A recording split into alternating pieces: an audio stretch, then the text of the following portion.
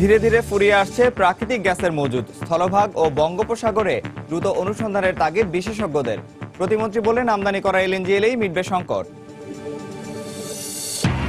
কেরানীগঞ্জে শিশু আব্দুল্লাহর হত্যাকারীর শাস্তির দাবিতে বিক্ষোভ। গ্রেফতারকৃতরা রিমান্ডে, দ্রুত বিচারের আশ্বাস স্থানীয় সংসদ সদস্যের।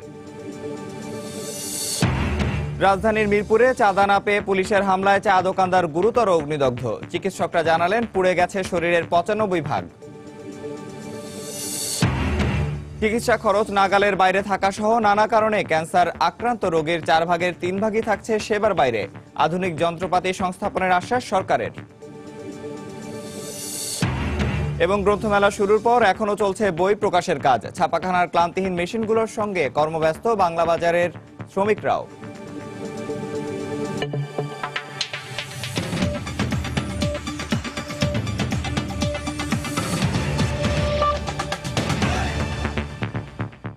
সময় সংবাদের সঙ্গে আছে আমি নিয়ামতুল্লাহ বাবু। ধীরে ধীরে ফুরিয়ে আসছে প্রাকৃতিক গ্যাসের মজুদ, তাই ক্রমেই জটিল আকার ধারণ করছে গ্যাসের সরবরাহ ব্যবস্থা। গ্যাস অনুসন্ধানে সময়োপযোগী সিদ্ধান্ত নেওয়া হচ্ছে না দাবি করে জ্বালানি খাতের বিশ্লেষকরা বলছেন, স্থলভাগ এবং বঙ্গোপসাগরে খুব দ্রুত গ্যাস অনুসন্ধান চালাতে হবে।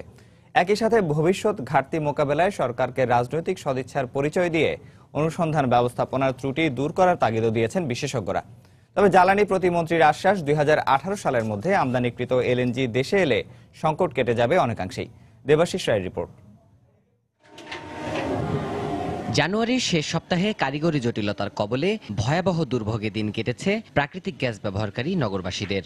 অবস্থা এতটাই নাজুক ছিল যে নাওয়া খাওয়াও বন্ধ হচ্ছিল প্রায়। কারিগরি জটিলতায় গ্যাস সংকটের ওই কদিন প্রায় প্রত্যেকটি খাতেই থমকে যাচ্ছিল বাংলাদেশ, যদিও উৎপাদন হয়েছে যথারীতি।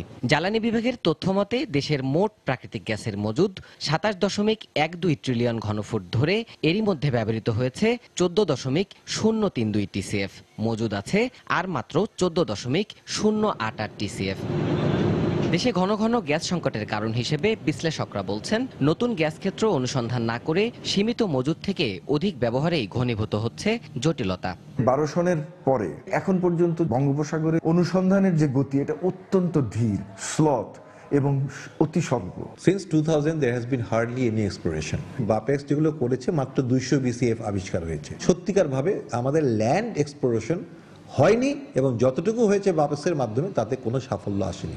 তাদের মতে ভবিষ্যৎ উন্নয়ন বিবেচনায় দ্রুত বঙ্গোপসাগরে এবং স্থলভাগে অনুসন্ধান চালানোর পাশাপাশি প্রয়োজন রাজনৈতিক সদিচ্ছা ও স্বচ্ছতা। সরকারের যেটা উচিত হবে, জরুরি ভিত্তিতে সাগরবক্ষে অনুসন্ধান কাজ শুরু করা। আমাদের রাজনীতিবিদরা যে কোনো কারণেই হোক স্বচ্ছতার সাথে এই জিনিসটাকে দ্রুত গতিতে আগিয়ে নেওয়ার জন্য যে ব্যবস্থাপনা করা দরকার সেটা করেন না। We should have a own team, যেখানে আমাদের কন্টিনিউয়ালি আমাদের ফিল্ডগুলোর রিস্ক অ্যাসেসমেন্ট আমাদের নিজস্ব থাকা উচিত, যেটা আমাদের নাই। আমাদের management is very weak in terms of data collection, in terms of analysis. তবে গ্যাসের তীব্র সংকট দূর হতে দেশবাসীকে আরও বছর দুয়েক অপেক্ষার আশ্বাস দিয়েছেন জ্বালানি প্রতিমন্ত্রী। আতঙ্কিত হওয়ার কিছু নাই। গ্যাসের যে অবস্থাটা এখন আছে তার থেকে উন্নতি করার জন্য আমরা ৩ ধরনের প্ল্যান নিয়েছি। ডিপসির অবস্থা হলো আমরা মাল্টি ক্লায়েন্ট সার্ভেতে যাচ্ছি। অল্টারনেটিভ ফুয়েল এলএনজির ক্ষেত্রে আমরা বলতে পারি ১৮ সালের শেষ পর্যায় থেকে এলএনজি আসতে শুরু করবে। এছাড়াও আগামীতে আবাসিক গ্রাহকদের এলপিজি বা বোতলজাত গ্যাস ব্যবহারের চূড়ান্ত পরিকল্পনাও তৈরি করা হয়েছে বলে জানিয়েছে জ্বালানি বিভাগ। দেবাশিস রায়, সময় সংবাদ, ঢাকা। কেরানীগঞ্জের মুগারচরে ৫ম শ্রেণীর ছাত্র আব্দুল্লাহ হত্যাকাণ্ডের ঘটনায় এখনও ক্ষোভে ফুঁসছেন এলাকার মানুষ। ছেলেহারা বাবা মায়ের আর্তনাদে শোকের জল ফেলছেন দূর দূরান্ত থেকে সমবেদনা জানাতে আসা মানুষজন। ঘটনাস্থল পরিদর্শন করে স্থানীয় সংসদ সদস্য অ্যাডভোকেট কামরুল ইসলাম আশ্বাস দিয়েছেন দ্রুত সময়ে ন্যায় বিচার নিশ্চিত করার। এদিকে গতকাল পৌনে ৪টার দিকে মুগারচর সরকারি প্রাথমিক বিদ্যালয় মাঠে জানাজা শেষে স্থানীয় কবরস্থানে দাফন করা হয়েছে আব্দুল্লাহকে। খান মোহাম্মদ রুমেলের রিপোর্ট।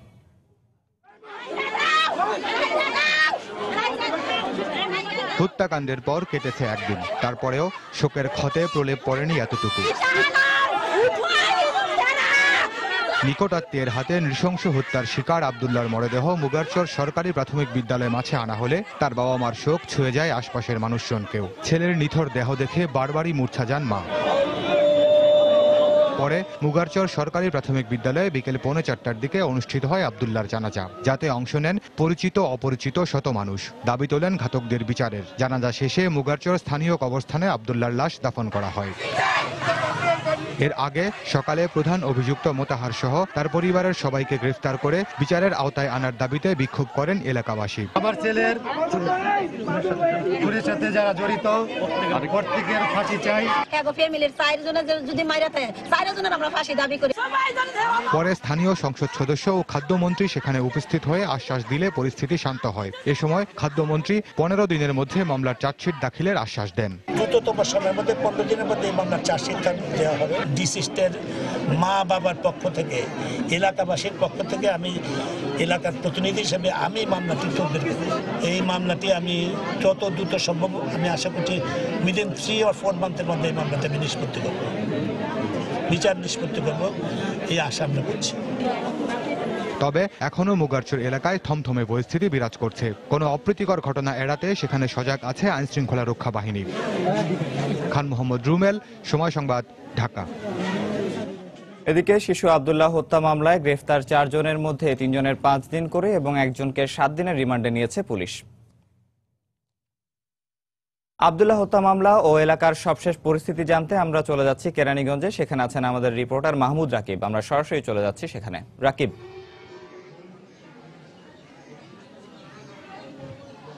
হ্যাঁ বাবু, আমি এখন আছি কেরানীগঞ্জ রোহিতপুরের মুগারচর এলাকায়, যেখানে আপনি জানেন যে গত পরশুদিন আব্দুল্লাহ, যে শিশু আব্দুল্লাহ 5ম শ্রেণীর ছাত্র, যাকে নির্মমভাবে হত্যা করা হয়েছে। আমার পিছনে যে আমি যেখানে দাঁড়িয়েছি এই বাড়ির মধ্যেই তাকে হত্যা করে 5 দিন ধরে কিন্তু তার লাশ এখানে একটি ড্রামে রাখা হয়েছিল। তো আজও কিন্তু হত্যাকাণ্ড, আপনি জানেন যে সে 4 দিন আগে হওয়ার পরে আরো 2 দিন কেটে গেছে, কিন্তু আজও কিন্তু মুগারচরে আসলে শোকের কিন্তু মাতম থামেনি। এখানকার মানুষ যারা আছেন তারা এখনো শোকার্ত। এখানকার আজও আমি দেখেছি সকাল থেকেই শত শত মানুষ, এলাকাবাসী এই বাড়ির সামনে ভিড় করছেন। আমি যে বাড়িটিতে আছি এটি হলো মোতাহারের বাড়ি। খুনি যে এলাকাবাসী দাবি করেছে যে এই হত্যাকারের মূল হোতা তার বাড়িতে, এর কিন্তু ঠিক একটি বাড়ি পরেই হলো আব্দুল্লাহর বাড়ি, যেখানে আব্দুল্লাহ সবসময় থাকতেন এবং সেখানে থেকে এসে লেখাপড়া করতেন। আমি যদি আপনি একটু দেখাই, আমার পাশে যে রয়েছে কিন্তু আব্দুল্লাহর ছোট ভাই, ওর নাম খালেদ মাহমুদ। ও পড়ে কিন্তু ক্লাস 4-এ। আব্দুল্লাহ যে স্কুলে পড়তো সেখানেই ও পড়ে। এবং আব্দুল্লাহরা কিন্তু এই দুই ভাই ছিল। আর আমার পাশে রয়েছে আব্দুল্লাহর বাবা বাদল হোসেন, যিনি জানেন যে আব্দুল্লাহ অপহরণ হওয়ার পর খবর শুনে তিনি কিন্তু কাতার থাকেন, সেই কুয়েত থাকেন। কুয়েত থেকে কিন্তু তিনি বাংলাদেশে চলে এসেছেন। বাংলাদেশে এসেছেন ঠিকই, ছেলেকে কিন্তু শেষ রক্ষা করতে পারেননি। তা আমরা একটু এখন কথা বলবো আসলে আব্দুল্লাহর বাবা বাদল হোসেনের সঙ্গে। আমরা যদি একটু জানতে চাই যে আপনি কি মনে করছেন আসলে এই যে ঘটনাটা, আব্দুল্লাহ একটি ছোট বাচ্চা, শিশু একটি ছেলে, তাকে কেন আপনার চাচা, আপনার আপন চাচা হয় যিনি হত্যা করেছেন মোতাহার, তা আপনার আপন চাচা কেন আপনার ছেলেকে হত্যা করলো? আপনার কি মতামত আসলে? আসসালামু আলাইকুম। যে আমার চাচার সাথে আমার কোনো দ্বন্দ্বভেদ নাই। কেন হত্যা করলো এটা আমি খুঁজে পাই নাই, অন্য অন্য চ্যানেলে বলতে পারি নাই। এখন আমি স্পষ্ট হইতে পারছি যে জাল টাকা বানাইতো, আমার ছেলে দেখে ফেলাইছিল, এই জন্য তাকে হত্যা করা হয়েছে। এখন আপনাদের দাবি কি? যেহেতু হত্যা করা হয়েছে, আপনাদের দাবি কি? এখন আমাদের একই দাবি, স্বরাষ্ট্রমন্ত্রী এবং বর্তমান সরকার, প্রধানমন্ত্রী শেখ হাসিনা, তাদের কাছে আমার একই অনুরোধ যে আমার ছেলের যে খুনিদের দ্রুত আমি ফাঁসি দেখতে চাই। হত্যার সাথে যারা এবং জড়িত আছে, যারা সবার ফাঁসি আমি দেখতে চাই। উনি যদি বলছিলেন যে তার কিন্তু চাওয়া, যেহেতু তিনি ছেলেকে হারিয়েছেন, তার এখন চাওয়া একটি, তার ছেলের যারা খুনি আছে, যারা হত্যাকারী আছে, তাকে দ্রুত গ্রেফতারের মাধ্যমে সর্বোচ্চ শাস্তির দাবি করছেন তারা। আমি এখানে আপনাকে আরেকটা তথ্য জানিয়ে রাখি, আমি কিন্তু দেখেছি এই বাড়ির চারপাশে কিন্তু এখন বিপুল পরিমাণ পুলিশ রয়েছে। তারা কিন্তু আইন শৃঙ্খলার সর্বোচ্চ যাতে বজায় থাকে, শান্তিপূর্ণ থাকে, সে চেষ্টা তারা করে যাচ্ছেন। তো মোটামুটি এলাকা শান্তিপূর্ণ থাকলেও একটি থমথমে পরিস্থিতি বিরাজ করছে। মানুষের মধ্যে শোক কাটেনি, মানুষ এখনো ক্ষুব্ধ। তো মুগারচরের এই ছিল সবশেষ অবস্থা। বাবু। দর্শক, কেরানীগঞ্জের মুগারচর থেকে সেখানকার সবশেষ জানাচ্ছিলেন রিপোর্টার মাহমুদ রাকিব। চলে যাচ্ছি পরের খবরে। চাঁদা না দেয়ায় রাজধানীর মিরপুরে পুলিশের হামলায় বাবুল মাতব্বর নামে এক চা দোকানদার অগ্নিদগ্ধ হয়েছেন। গত রাতে তাকে আশঙ্কাজনক অবস্থায় ঢাকা মেডিকেল কলেজের বার্ন ইউনিটে ভর্তি করা হয়েছে। চিকিৎসকরা জানিয়েছেন বাবুলের শ্বাসনালী সহ শরীরের ৯৫% পুড়ে গেছে। এদিকে থানা কর্তৃপক্ষ জানিয়েছে এ হামলার সাথে কোনো পুলিশ সদস্য নয়, বরং সোর্স জড়িত থাকতে পারে। সামিউল মুইদের রিপোর্ট। রাজধানীর মিরপুরের শাহ আলী থানা সংলগ্ন কিংসুক মাঠের পাশে এই চায়ের দোকানটি বাবুল মাতব্বর নামের এক ব্যক্তির। প্রত্যক্ষদর্শীরা জানায় বুধবার এই দোকানে সোর্স সহ চাঁদা চাইতে যায় পুলিশ। টাকা চাইছে এখন দেয় না, ওই বাড়ি মারার সাথে ওই আগুনগুলা শুনলে ছিঁড়া গেছে। ওই সময় উনি চিল্লাপাল্লা করতেছিল। পরে লোক আসলো, অনেক লোক এসে দেখাদেখি করলো। ভাইয়ের ডাক দিতে গেলাম, আসলাম, আইসা পুলিশটার গায়ে কালিমালি ভরানো ছিল। পুলিশকে আমরা জিগেলাম, কি হইলো, পুলিশ আমাকে ঠেলা দেওয়া চলে গেছে। পরিবারের অভিযোগ, সাপ্তাহিক চাঁদা না দেয়ায় ইচ্ছা করেই এই ঘটনা ঘটানো হয়। কিছুদিন ধরে ওনারা উত্তক্ত করতেছিল, তারপরে ওনারা আইসা আরো এর আগে দুপুরে একবার আইসা টানাহেঁচড়া করছে। টানাহেঁচড়া করার পর আমার শাশুড়ি চাকু নিছে। আমার শাশুড়ি অসুস্থ, উনি বলছে যে আমি কিন্তু এখন আমার নিজের জীবন দিয়ে দিব তোমরা যদি এইভাবে করো। তখন ওনারা গেছে গা। এই 9:30টার দিকে আইসা আবার এরকম করতেছে, এই বাবুল চাঁদা দে, রাস্তার পাশে দোকান দিছিস কিসের জন্য? চাঁদা না দিলে উঠতে পারবি, দোকান দিতে পারবি না। একটা পুলিশ তো খাড়াই ছিল, আর একটা পুলিশে তারপরে হায়রা গার থেকে আগুন নামে আর কি টাইনা টাইনা ফালাইতেছে। পরে তো পুরো শরীরে আর আগুন জ্বলে গেছে। আগুনটা কিভাবে লাগলো না, আগুন লাগছে কিভাবে শুনি নে, এটা কইতে পারুম না। মানে পুলিশের গায়ে পোশাক ছিল, এটা তো আপনারা দেখেন? হ্যাঁ, পুলিশের গায়ে পোশাক ছিল, এটা আমরা দেখছি। পরে আহত বাবুলকে চিকিৎসার জন্য ঢাকা মেডিকেল কলেজ হাসপাতালের বার্ন ইউনিটে নিয়ে আসা হয়। চিকিৎসকরা জানিয়েছেন আহতর অবস্থা আশঙ্কাজনক। তার শরীরের ৯৫% পুড়ে গেছে, সাথে আপনার শ্বাসনালীও পুড়ে গেছে আর কি। এজন্য রোগীটার অবস্থা খুব আশঙ্কাজনক। এদিকে থানা কর্তৃপক্ষ জানিয়েছে এই হামলার সাথে কোনো পুলিশ সদস্য জড়িত নয়, তবে অভিযুক্ত দেলোয়ার তথ্যদাতা বা সোর্স হিসেবে কাজ করে এবং তাকে ধরার চেষ্টা চলছে। দেলোয়ারটাকে দেলোয়ার পাবলিক সোর্স নামে পরিচিত আর কি। তা আমি তাকে চিনিও না। আপনাদের মনে হচ্ছে পুলিশের সোর্স? আমি তাকে চিনি না, দেলোয়ার নাম করে আর কি। পুলিশ পোশাকে ছিলেন? আমি ঘটনাস্থলে কাউকে এইভাবে দেখার কোনো সাক্ষী পাইনি। না, আমার দেলোয়ার নামে কোনো কনস্টেবল বা চাই নাই। তাহলে দেলোয়ারটাকে মানে ওরা বলছিল কে? তাহলে ওই ওনার বউ, ওনার ওয়াইফ বললো ও দেলোয়ারের বাসা আমাদের বাসার কাছে, ওদের সাথে আমার সাথে দীর্ঘদিন শত্রুতা চলতেছে। হ্যাঁ, সে কি আপনাদের সোর্স হিসেবে? আমি জানি না, আমি ওকে চিনি না। চেষ্টা চলতেছে। কারা করছে? কোথায়? আমাদের পুলিশই করতেছে। কোন স্পটে? কোনো এটা আমি ঠিক জানি না। সামিউল মুইদ, সময় সংবাদ, ঢাকা। সময় সংবাদে আরো থাকছে, সড়ক ও ড্রেনেজ ব্যবস্থার বেহাল অবস্থা সহ নানা সমস্যায় স্থবির ফেনী বিসিকের শিল্প প্রতিষ্ঠানগুলো। উৎপাদন ব্যাহত হওয়ায় গুনতে হচ্ছে লোকসান, দাবি শিল্প মালিকদের।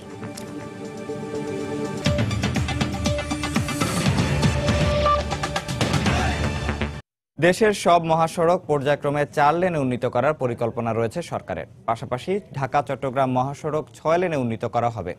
গতকাল জাতীয় সংসদে এক প্রশ্নের উত্তরে প্রধানমন্ত্রী শেখ হাসিনা একথা জানান।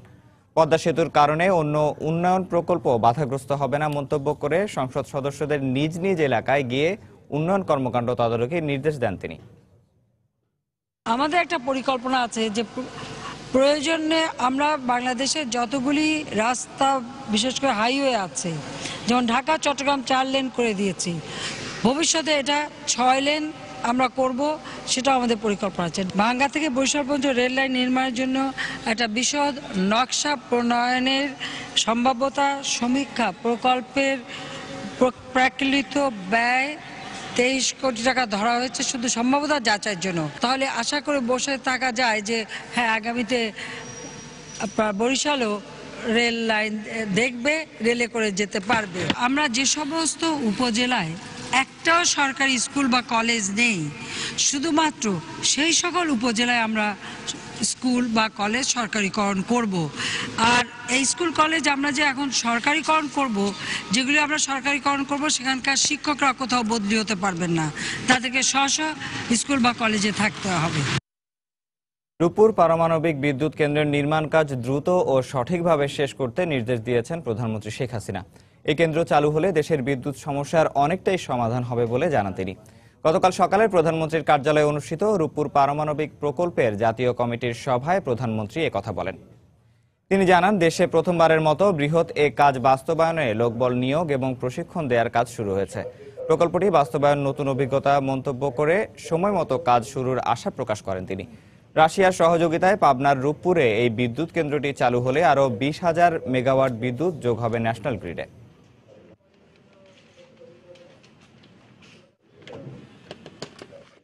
রাজনৈতিক সংস্কৃতির বিভক্তি দেশের সর্বত্র ছড়িয়ে পড়েছে উল্লেখ করে বিএনপির ভারপ্রাপ্ত মহাসচিব মির্জা ফখরুল ইসলাম আলমগীর বলেছেন, রাজনৈতিক বিভেদ থাকলেও উন্নয়নের স্বার্থে সবার ঐক্যবদ্ধ থাকতে হবে।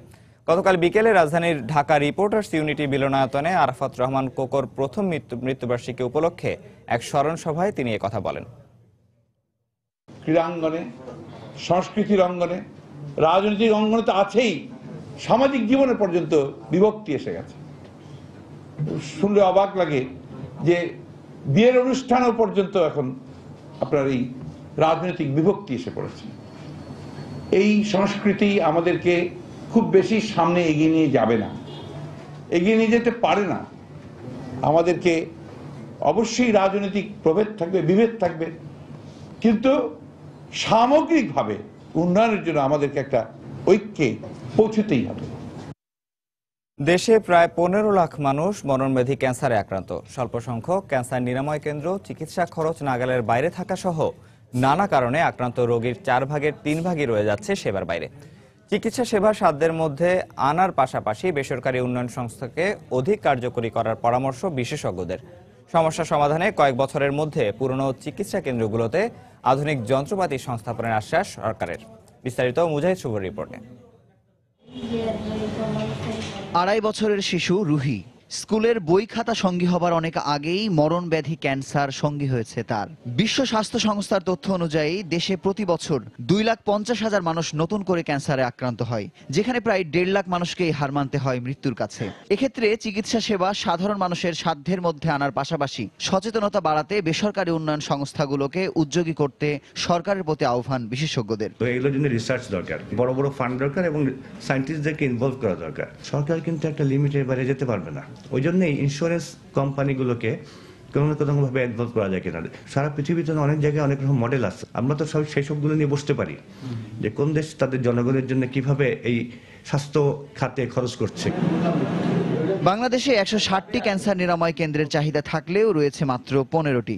সংশ্লিষ্টদের ক্যান্সার সম্পর্কিত সাধারণ প্রশিক্ষণের মাধ্যমে প্রাথমিক পর্যায়ে এ রোগ অনেক ক্ষেত্রেই প্রতিরোধ সম্ভব বলে মত এই বিশেষজ্ঞের। প্রত্যেকটা মেডিকেল কলেজে ডাক্তার, sister, even family planning staff, গ্রাম লেভেলে যারা রুট লেভেলে কাজ করে তাদেরকেও যদি ক্যান্সার সম্পর্কে ধারণা দেওয়া হয়, তারা যদি রুট লেভেলে কাজ করে, তাহলে কিন্তু অনেক ক্যান্সার ডিটেকশন আর্লিয়ার হয়ে যাবে।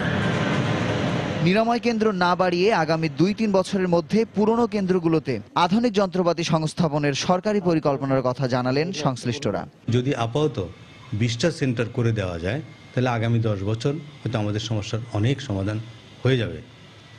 চিকিৎসার যে বিকেন্দ্রীকরণ, যেটা সরকার বর্তমানে চিন্তা করতেছে এবং উদ্যোগ নিয়েছে, দেখা যাবে যে সুদূর খুলনার মানুষ অথবা পটুয়াখালীর মানুষ আর ঢাকায় আসতে হবে।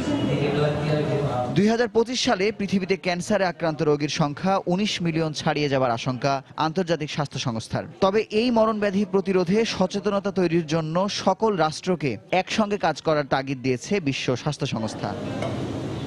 মুজাহিদ শুভ, সময় সংবাদ, ঢাকা।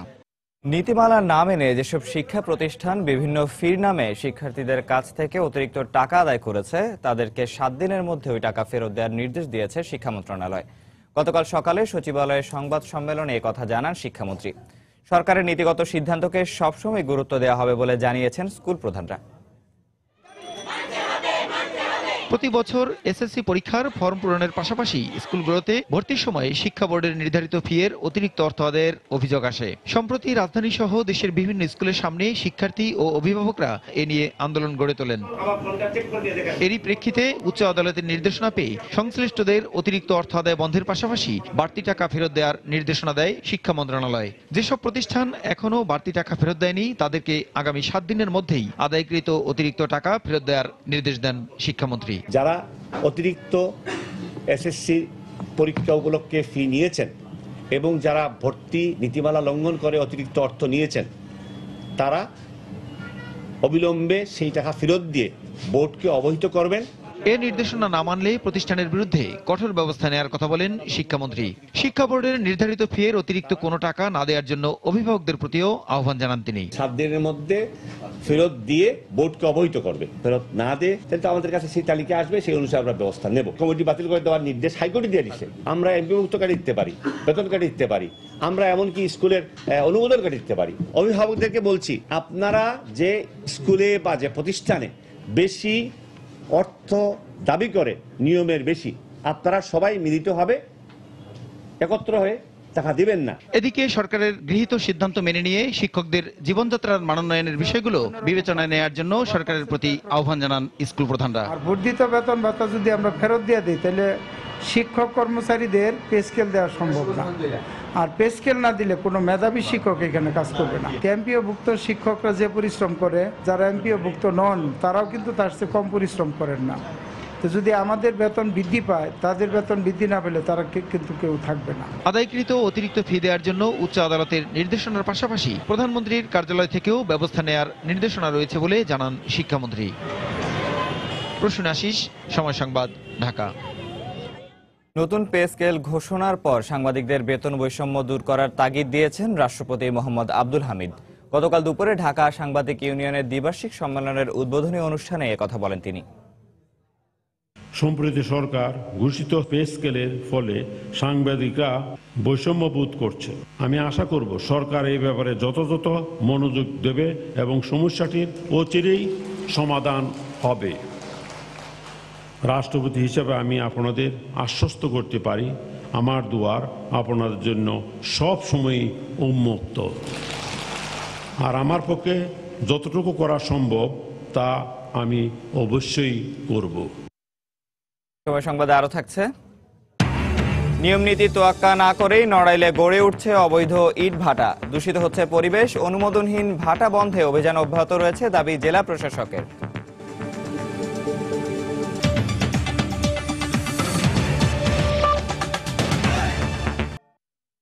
যুক্তরাষ্ট্র জিএসপি সুবিধা পুনর্বহাল না করলে দুই দেশের যৌথ বাণিজ্য চুক্তি টিকফার বিষয়ে অগ্রগতি হবে না বলে জানিয়েছেন বাণিজ্যমন্ত্রী তোফাল আহমেদ। বুধবার বিকেলে সংসদ অধিবেশনের প্রশ্নোত্তর পর্বে একথা জানান তিনি। মন্ত্রী বলেন, সব শর্ত পূরণ করার পরও শুধু রাজনৈতিক কারণে জিএসপি ফিরে পাচ্ছে না বাংলাদেশ। এদিকে জিএসপি সুবিধা ফিরে পাওয়া উচিত বলে মনে করেন ব্যবসায়ীরা। তবে অর্থনীতিবিদরা বলছেন, রানা প্লাজার পর পোশাক শিল্পে অনেক অগ্রগতি হলেও এখনো কিছু কাজ বাকি আছে। 2013 সালের এপ্রিলে রানা প্লাজা ধসের পর জুন মাসে পণ্যের অগ্রাধিকার শুল্ক সুবিধা জিএসপি স্থগিত করে দেয় যুক্তরাষ্ট্র। 2013 নভেম্বরে বাংলাদেশ ও যুক্তরাষ্ট্রের যৌথ বাণিজ্য চুক্তি টিকফার বাস্তবায়ন হয়। এরই মধ্যে ঢাকা ও ওয়াশিংটনে টিকফার 2টি বৈঠক অনুষ্ঠিত হয়, যেখানে জিএসপি ফিরে পাওয়ার বিষয়ে আলোচনায় আসলেও এই সুবিধা ফেরত পায়নি বাংলাদেশ। তবে সরকার বলছে সবগুলো শর্ত পূরণ করা হয়েছে। সম্প্রতি মার্কিন রাষ্ট্রদূত কোটা ও শুল্কমুক্ত সুবিধা নিয়ে বক্তব্যের পর এবার সংসদে বাণিজ্যমন্ত্রী সাফ জানালেন, জিএসপি না পেলে টিকফা বাস্তবায়ন হবে না। শর্ত পূরণ করার সত্ত্বেও যদি আমরা জিএসপি পুনরায় ফেরত না পাই, তাহলে রাজনৈতিক সমস্যা ছাড়া, সিদ্ধান্ত ছাড়া এটার কি হতে পারে? টিকফা কখনো কার্যকর হবে না যতক্ষণ পর্যন্ত আমরা জিএসপি সুবিধা আদায় করতে না পারবো। আমি মনে করি। এদিকে ব্যবসায়ীরা বলছেন, শর্ত পূরণের সময় মতো সব কাজে চলছে, তাই জিএসপি এখন সময়ের দাবি। মাননীয় বাণিজ্যমন্ত্রী যেটি বলেছেন যে আমাদের টার্গেট অনুযায়ী আমাদের সব কাজগুলো মোটামুটিভাবে আমরা অ্যাড্রেস করে শেষ করেছি, কিছু চলছে। এখন সময়ের ব্যাপার যে আমাদেরকে আবার জিএসপি পুনর্বহাল করা, সেই টার্গেটটাই। অর্থনীতিবিদরা বলছেন, 2.5 বছরের সংস্কার কার্যক্রমের উদ্যোগ প্রশংসনীয়, তবে এই কাজ অব্যাহত রাখা উচিত বলে পরামর্শ তাদের। সংস্কার কাজ করবার জন্য যে পরিমাণ অর্থের দরকার, সেই অর্থ যেন সহজলভ্যভাবে উদ্যোক্তার কাছে পৌঁছায় সেটি নিশ্চিত করা দরকার। কোনো উদ্যোক্তা যাতে এই ধরনের পরিস্থিতিতে না পড়েন যে তিনি করতে চান কিন্তু তার যে অর্থ দরকার সেটি এত ব্যয়বহুল, অথবা সেটি এত অপ্রতুল, অথবা সেটি প্রাপ্তিটাই এত কষ্টকর যে তিনি আসলে এই উদ্যোগটা নিতেই ভয় পাচ্ছেন, এরকম যেন পরিস্থিতি না হয়। গেল 5 বছরে মার্কিন যুক্তরাষ্ট্রকে $5 বিলিয়ন পণ্যের শুল্ক পরিশোধ করা হয়েছে বলে জানিয়েছেন বাণিজ্যমন্ত্রী। সানবীর রূপল, সময় সংবাদ, ঢাকা। বইমেলা শুরু হয়ে গেলেও থেমে নেই বই প্রকাশের কাজ। ছাপাখানার ক্লান্তিহীন মেশিনগুলোর সঙ্গে কর্মব্যস্ত বাংলা বাজারের শ্রমিকদের হাত ধরে বেলায় প্রতিদিনই আসছে নতুন নতুন বই। পুরো মেলা জুড়ে বই ছাপানো ও প্রকাশের কাজ চলবে বলে জানান প্রকাশকরা। বইয়ের আতুরঘর রাজধানীর বাংলা বাজার ঘুরে আরো জানাচ্ছেন রাশেদ বাপ্পি। ক্যামেরায় ছিলেন খলিলুর রহমান। যন্ত্রের ক্লান্তিহীন কর্মযজ্ঞ যেন হার মানায় পাঠকের চাহিদাকে। পাঠকের বই তৃষ্ণা মেটাতে দিনরাতের পার্থক্য যেন ভুলতে বসেছেন মুদ্রণ শ্রমিকরা। চাপ বেশি হলেও বইয়ের গুণগত মান ঠিক রাখতে প্রচেষ্টার কমতি নেই তাদের। প্রচ্ছদের রঙিন কভারগুলো যেটা আছে, যে বিভিন্ন প্রকাশনীর কভারগুলো, এগুলো আমরা চাপি কালারটা যা ঠিক থাকে। হ্যাঁ, মেলার মানুষের যে বই, সুন্দর বই পায়। অনেক পরিশ্রম ধরে বন্ধু বই কাজ করতে খুব ভালোই লাগে। পাঠকের আকর্ষণ কাটতে মনের মাধুরী মিশিয়ে প্রচ্ছদ তৈরিতে ব্যস্ত শিল্পীরা। একই অবস্থা বই প্রস্তুতের সর্বশেষ ধাপ বাধাইখানাগুলোতে। বাধাই শ্রমিকদের হাতেই পূর্ণতা পাচ্ছে প্রতিটি বই। যখন মানুষটা বই নিয়ে সুন্দর হলে পড়বে তখন আমাদের ভালো লাগবে। পরিশ্রম বাড়তেছে, টাকা পয়সা পাইতেছি। সকাল 8টা থেকে রাত 12টা পর্যন্ত কাজ করতে হয়। আমরা চেষ্টা করি যত সুন্দর করা যায় একটা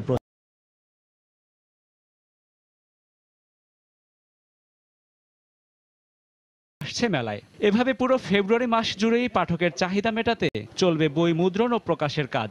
তবে মেলার সুষ্ঠু পরিবেশ বজায় রাখতে প্রশাসনের শতভাগ সহায়তা চাইছেন প্রকাশকরা। চেষ্টা করি যে মেলার প্রথম দিনে হয়তো 50টা 100টা বই দিতে, কিন্তু দেখা যাচ্ছে যে আমাদের বাধাই, আমাদের প্রেস, এগুলোর সাথে আমরা পেরে উঠি না। এটা ধারাবাহিকভাবে বের হতে থাকে। 21শে ফেব্রুয়ারি পর্যন্ত এর মধ্যে আমরা সব বই আমরা মার্কেটে দিয়ে দিব, এটুকু আমরা আশা রাখি। সরকারের কাছে আহ্বান করবো যে নিরাপত্তার ঘাটতি যেন না থাকে। মেশিনের চাকার নিচে পড়ে এভাবেই সাদা কাগজগুলো জীবন্ত হয়ে উঠছে ছাপার অক্ষরে। ছাপাখানার এসব যন্ত্রের তুমুল গতির সঙ্গে তাল মিলিয়ে রাত দিন পরিশ্রম করছেন বাংলা বাজারের শ্রমিকরা। তাদের হাতের ছোঁয়ায় তৈরি এক একটি বই দিয়েই সেজে উঠবে বাঙালির প্রাণের উৎসব অমর একুশে গ্রন্থমেলা। রাশেদ বাপ্পি, সময় সংবাদ, ঢাকা। টাঙ্গাইলের সখীপুর উপজেলার 17টি কমিউনিটি ক্লিনিকের ভবন ঝুঁকিপূর্ণ হয়ে পড়েছে। জীবনের ঝুঁকি থাকায় ক্লিনিকগুলোতে চিকিৎসকরা বসতে না পারায় ব্যাহত হচ্ছে চিকিৎসা কার্যক্রম। তবে শিগগিরই ঝুঁকিপূর্ণ এসব ভবন সংস্কার এবং পুনর্নির্মাণের আশ্বাস দিয়েছে কর্তৃপক্ষ। কাদির তালুকদারের তথ্য ও রাশেদ খানের ছবি নিয়ে ডেস্ক রিপোর্ট। সখীপুর উপজেলার যাদবপুর বেরবাড়ি কমিউনিটি ক্লিনিকটির বেহাল দশা দীর্ঘদিন ধরে ঝুঁকিপূর্ণ হয়ে পড়ায় 3 বছর আগে এটি পরিত্যক্ত ঘোষণা করা হয়। এরপর থেকে খোলা মাঠেই চলছে ক্লিনিকটির চিকিৎসা কার্যক্রম। শুধু এই ক্লিনিকই নয়, ঝুঁকিপূর্ণ হয়ে পড়েছে উপজেলার আরও 16টি ক্লিনিক। এই অবস্থায় ভবনে চিকিৎসকরা বসতে না পারায় ব্যাহত হচ্ছে চিকিৎসা কার্যক্রম। এখন এই হাসপাতালটা ভেঙে যাওয়ার কারণে সময় মতো ডাক্তারও এখানে পাই না, আর আমরাও সুযোগ সুবিধাও পাচ্ছি না। এটা ভালো ঠিক হইলে তাই আমরা ওষুধ পাবো। আমাকে দৌড়াদৌড়ি টাঙ্গাল টুঙ্গাল দেওয়ার লাগে না। এখন আমাকে একটা সমস্যা, আমাকে ডাক্তারও বসতে পারে না, আমরা বসতে পারি না। অবশ্য ঝুঁকিপূর্ণ ক্লিনিকগুলোতে চিকিৎসা সেবা দিতে বিকল্প ব্যবস্থার কথা জানালেন জেলা প্রশাসনের এই শীর্ষ কর্মকর্তা। যদি কোনো ঝুঁকিপূর্ণ ভবন থাকে সেটি আপাতত বন্ধ করে বিকল্প কিভাবে ওইখানে চালু করা যায় সে উদ্যোগ তারা নেবেন অবশ্যই। আর সিভিল সার্জন মহোদয় তাদের যে CMMU আছে সেই তাদের মাধ্যমে এগুলো যাতে অগ্রাধিকার ভিত্তিতে নির্মাণ করার উদ্যোগ নেন সে বিষয়ে আমরা তাকে অনুরোধ করব। এদিকে সমস্যা সমাধানে আশার বাণী শোনালেন জেলার প্রধান স্বাস্থ্য কর্মকর্তা। যে এ বছরের জানুয়ারি টু জুন মাসের মধ্যে ওই সারা টাঙ্গাইল ডিস্ট্রিক্টের অগ্রাধিকার ভিত্তিতে 20টা কমিউনিটি ক্লিনিকের এই রেনোভেশন হবে। সখীপুর উপজেলায় কমিউনিটি ক্লিনিক রয়েছে 37টি, এর মধ্যে পরিত্যক্ত ভবন রয়েছে 5টি। সময় সংবাদ, টাঙ্গাইল। নারায়ণগঞ্জে সিটি গ্রুপের কারখানার উৎপাদন প্রক্রিয়া ঘুরে দেখেছেন বাংলাদেশে নিযুক্ত কানাডার হাইকমিশনার বেনোয়া পিয়ের লাঘামে। গতকাল দুপুরে পরিদর্শন শেষে তিনি উৎপাদন কার্যক্রমের প্রশংসা করেন। বলেন, কানাডা থেকে আনা উৎকৃষ্ট মানের গম থেকে স্বাস্থ্যসম্মত পদ্ধতিতেই ময়দা উৎপাদন করা হচ্ছে। এ সময় উপস্থিত ছিলেন সিটি গ্রুপের চেয়ারম্যান ফজলুর রহমান। বুধবার দুপুরে নারায়ণগঞ্জের রূপসী এলাকায় সিটি গ্রুপের কারখানা পরিদর্শনে আসেন বাংলাদেশে নিযুক্ত কানাডার হাই কমিশনার বেনোয়া পিয়ের লাঘামে। সঙ্গে ছিলেন দক্ষিণ এশিয়ায় কর্মরত দেশটির বাণিজ্য ও উন্নয়ন বিষয়ক নির্বাহী পরিচালক জুলিয়া বেন্টলে। কানাডা থেকে আমদানি করা গমে সিটি গ্রুপের তীর ব্র্যান্ডের ময়দা উৎপাদনের প্রক্রিয়া ঘুরে দেখেন তারা। স্বাস্থ্যসম্মত পরিবেশে ময়দা ও তেল উৎপাদন করায় সন্তোষ প্রকাশ করেন কানাডার প্রতিনিধি দল। কানাডার উৎপাদিত সয়াবিন ও গম এখানে প্রক্রিয়াজাত হচ্ছে, যা দেখে আমি খুবই খুশি। পরিদর্শনের সুযোগ দেয়ায় আমি প্রতিষ্ঠানের কর্মকর্তাদের ধন্যবাদ জানাচ্ছি। Canadian products are of high quality product. কানাডার গম দিয়ে ময়দা উৎপাদন করায় প্রতিষ্ঠানটিকে আমরা ধন্যবাদ জানাচ্ছি। যেহেতু আমাদের দেশ বিশ্বে উন্নত মানের গম উৎপাদন করে, তাই আমি বিশ্বাস করি বাংলাদেশের মানুষও উৎকৃষ্ট মানের পণ্য পাচ্ছে। সিটি গ্রুপের চেয়ারম্যান ফজলুর রহমান ও পরিচালক শম্পা রহমান উৎপাদনের প্রতিটি পর্যায় ঘুরে দেখান। পরিচালক জানান, বিভিন্ন দেশের পর্যবেক্ষক ও গুরুত্বপূর্ণ অতিথিদের কারখানা পরিদর্শনের ঘটনা এর উৎপাদন প্রক্রিয়ার স্বচ্ছতাকে নির্দেশ করে।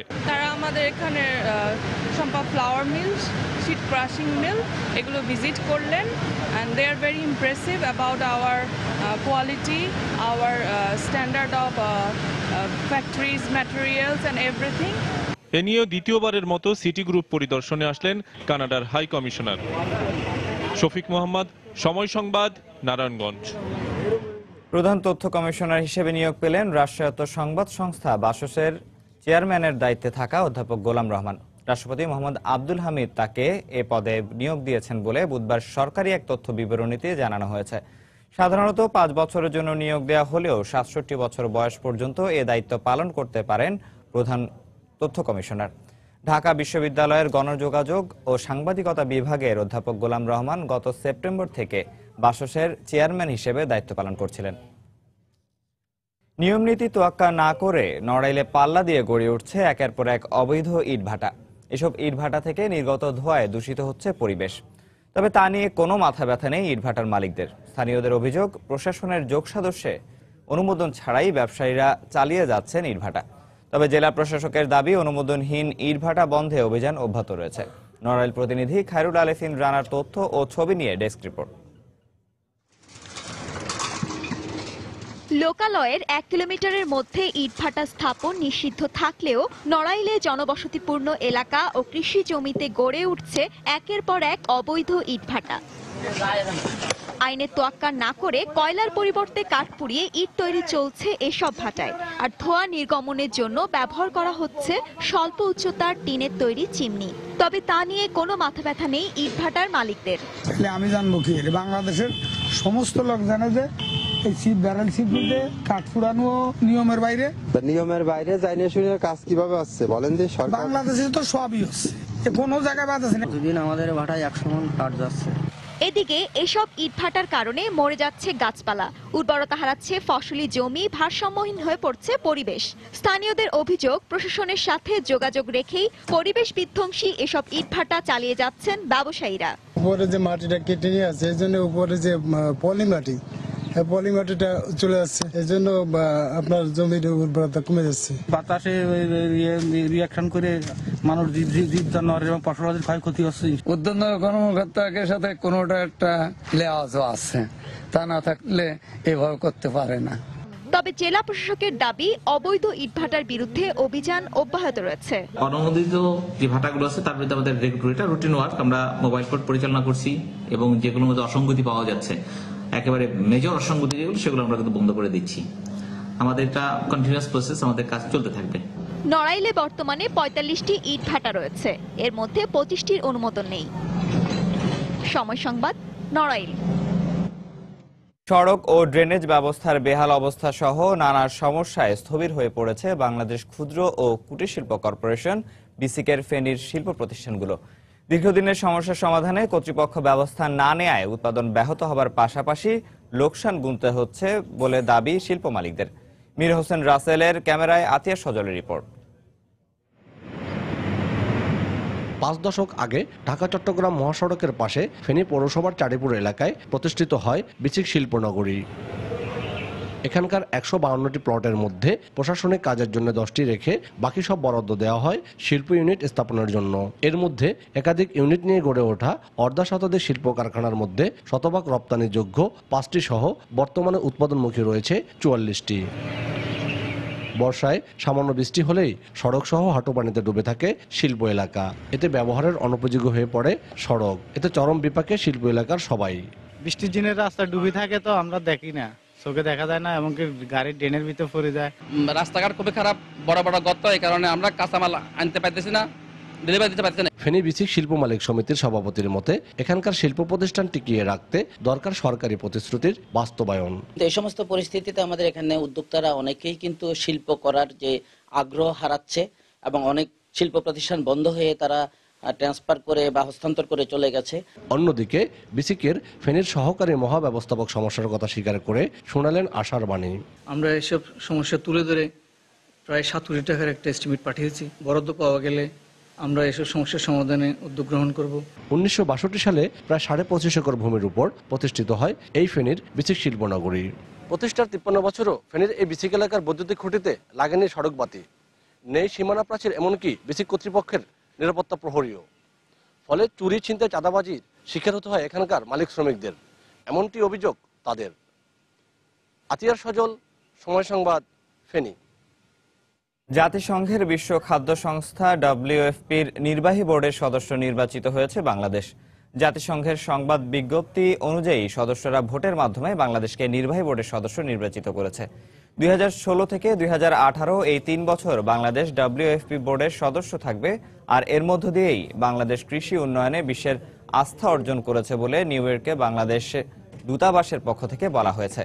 আর পর্যবেক্ষকরা আশা করছেন এই আস্থা অর্জন বাংলাদেশকে কৃষি খাত উন্নয়নে আরো উৎসাহিত করবে। খেলার খবর। আইসিসির বেঁধে দেওয়া সময়ের শেষ দিনে ওয়ার্ল্ড টি-20-র জন্য 15 সদস্যের চূড়ান্ত দল ঘোষণা করেছে বাংলাদেশ ক্রিকেট বোর্ড বিসিবি। অধিনায়ক করা হয়েছে মাশরাফি বিন মুর্তজাকে। ফর্মে থেকেও চূড়ান্ত দলে জায়গা পাননি ইমরুল কায়েস, তবে আলোচনায় না থেকেও দলে আছেন উইকেট রক্ষক ব্যাটসম্যান মিথুন আলী। ভারতে অনুষ্ঠেয় ওয়ার্ল্ড টি-20-র প্রথম পর্বের ম্যাচগুলো হবে ধর্মশালায়। সেখানকার উইকেট পেস বোলিং সহায়ক, তাই দলে রাখা হয়েছে 5 জন পেসার। এছাড়াও বিপিএল আবিষ্কার আবু হায়দার রনি ও নুরুল হাসান সোহান প্রথমবারের মতো খেলবেন বিশ্বমঞ্চে। দলের বাকি সদস্যরা হলেন তামিম ইকবাল, সৌম্য সরকার, সাব্বির রহমান, মুশফিকুর রহিম, সাকিব আল হাসান, মাহমুদুল্লাহ রিয়াদ, নাসির হোসেন, আরাফাত সানি, তাসকিন আহমেদ, আলামিন হোসেন ও মুস্তাফিজুর রহমান। স্ট্যান্ডবাই তালিকায় আছেন ইমরুল কায়েস, শুভাগত হোম, কামরুল ইসলাম রাব্বি ও মুক্তার আলী। ভারতের ধর্মশালায় 9 মার্চ ওয়ার্ল্ড টি-20-র প্রথম পর্বের প্রথম ম্যাচে নেদারল্যান্ডসের মুখোমুখি হবে বাংলাদেশ ক্রিকেট দল।